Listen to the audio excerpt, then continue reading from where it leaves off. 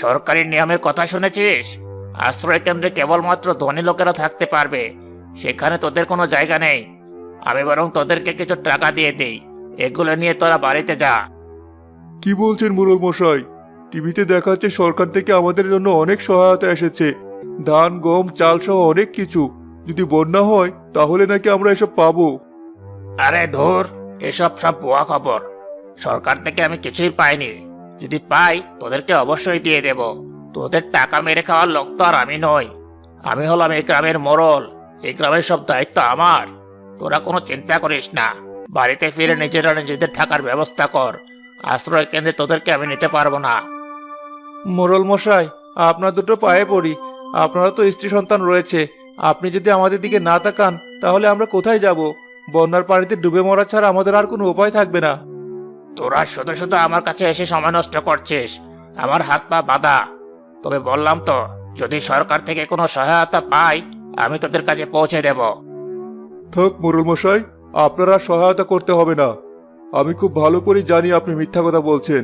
তবে মনে রাখবেন, কাউকে ঠকিয়ে কেউ কখনো ভালো কিছু করতে পারে না। আরে যা যা, আমাকে জ্ঞান দিতে এসেছে। আমাকে জ্ঞান না দিয়ে আগে বন্যা থেকে নিজেদেরকে বাঁচা, তারপর দেখা যাবে কে কি করে।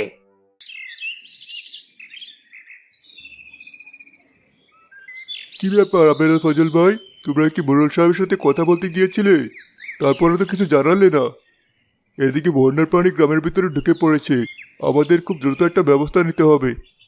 মাস্টার মশাই, বড় সাহেবের সাথে কথা বলতে গিয়েছিলাম, কিন্তু তিনি আমাদের বলেছেন আশ্রয় কেন্দ্রে নাকি গরিবদের কোনো জায়গা নেই, কেবলমাত্র যাদের পয়সা আছে সেখানে তারা থাকতে পারবে। আর তিনি এটাও জানিয়েছেন সরকারের কাছ থেকে তিনি এখনো কোনো সাহায্য সহযোগিতা পাননি। ছি ছি ছি ছি, এই দুর্যোগের সময় তিনি এত বড় মিথ্যা কথা বলতে পারলেন? এসব কিছু মিথ্যে কথা, আমি বেশ বুঝতে পারছি। যা করার আমাদেরকেই করতে হবে। আমি একটা পরিকল্পনা করেছি, গ্রামে যে কয়টা দরিদ্র পরিবার আছে সবাই মিলে আমরা মাটির কয়েক ফুট নিচে গভীর গর্ত করে বন্যাকালীন অবস্থায় থাকব। কি বলছেন মাস্টার মশাই? মাটির নিচে সংসার কি করে সম্ভব? নিম্ন শ্রেণীর প্রাণীরা যখন দুর্যোগ হয় তখন মাটির গর্ভে প্রবেশ করে।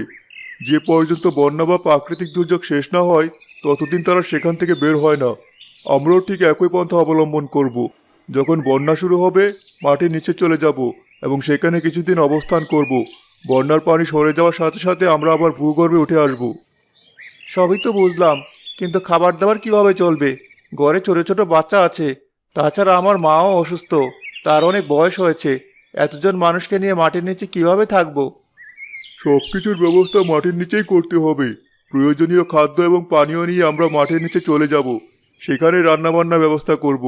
ছোট শিশুদের জন্য প্রয়োজনীয় খাবার দাবার এবং কাপড় চোপড় সাথে করে নিয়ে যাব। তুমি আমাদের পাশে থেকো, বুদ্ধি পরামর্শ দিয়ে আমাদের সহায়তা করো। আমরা গরিব মানুষ, আমাদের পাশে কেউ নেই। আর দেরি করা যাবে না, আপনারা যে যার বাড়িতে ফিরে যান এবং আপনাদের স্ত্রীদের সাথে পরামর্শ করুন।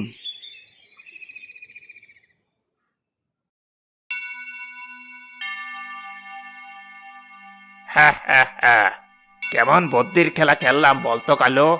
এক ঢিলে আমি দুই পাখি মারলাম। যে মানুষগুলোকে আশ্রয় কেন্দ্রের স্থান দেব না তারা নিশ্চিতই বন্যার পানিতে ডুবে মারা যাবে, কারণ বন্যা খুব ভয়ঙ্কর আকার ধারণ করবে। এই মানুষগুলো যখন মারা যাবে তখন তাদের সমস্ত জমি জমা হবে আমাদের। হ্যাঁ হ্যাঁ হ্যাঁ। ও আচ্ছা, তাহলে এই ঘটনা মোড়ল মশাই, এই জমি জমা দখল করার জন্যই আপনি এই মানুষগুলোকে মৃত্যুর দিকে ঠেলে দিচ্ছেন। আরে শুধু কি তাই, এই জমি জমা ছাড়াও অন্য ঘটনা আছে। সরকার থেকে গ্রামের গরিব মানুষদের জন্য চাল ডাল সহ অনেক ত্রাণ সামগ্রী এসেছে। এগুলো আমি সবগুলো বিক্রি করে টাকাগুলো নিজে হাতিয়ে নিয়েছি। এখন আর আমাদের কোনো চিন্তা নেই। কিন্তু আপনার স্ত্রী তো সন্তান সম্ভবা, এমন বন্যাকালীন সময়ে তিনি কি করবেন? গ্রামের সব হাসপাতাল তো বন্ধ থাকবে। আরে শোন, টাকা হলে পৃথিবীতে আর কিছুই লাগে না।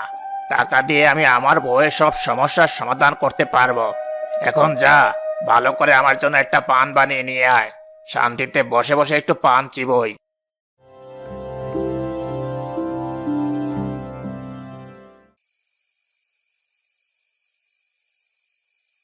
কমলা, আমরা একটা সমাধান বের করেছি। আর কোনো চিন্তা নেই, গ্রামে বন্যার পানি ঢোকার সাথে সাথে আমরা একটা ব্যবস্থা গ্রহণ করব। মোড়ল মশাই এই সময় আমাদের সাথে এত বড় প্রতারণা করবেন কখনো ভাবতে পারিনি